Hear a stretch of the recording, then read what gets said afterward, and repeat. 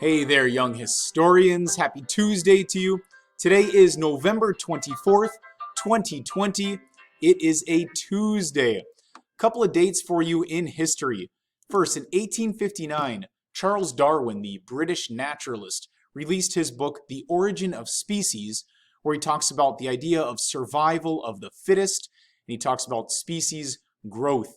That was in 1859. In 1960, Wilt Chamberlain grabs a record-setting 55 rebounds in one game.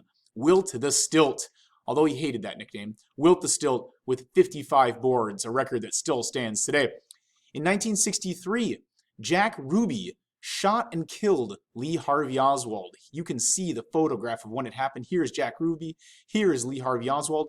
Lee Harvey Oswald is the assassin who killed John F. Kennedy actually just 2 days ago on this date in history, on November 22nd, which was Sunday.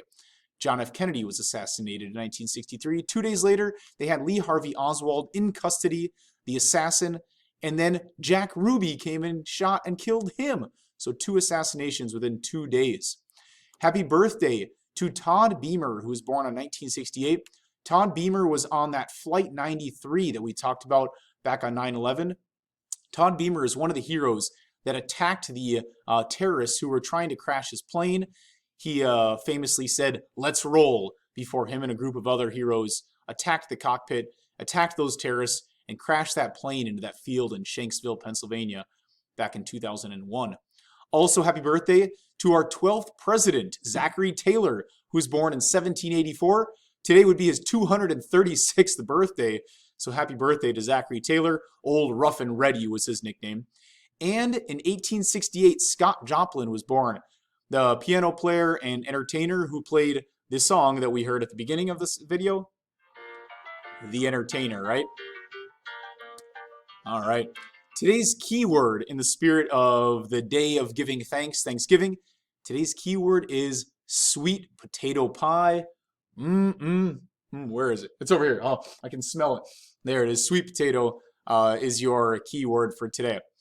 So, young historians, today you're going to be looking at 2 topics dealing with African Americans in the mid-1800s and life as an enslaved person. You're going to be looking at 2 topics that are really uncomfortable, tough to look at. One has to do with controlling slaves and how these enslaved people were controlled by their owners. And the other is then how some of these enslaved people resisted slavery. So I'm going to show you 2 images here that are kind of tough to look at. On the left here is an image of how some enslaved people had been controlled. You can see that this man has been whipped across his back and the flesh has been torn from his bones. A pretty painful way of controlling somebody.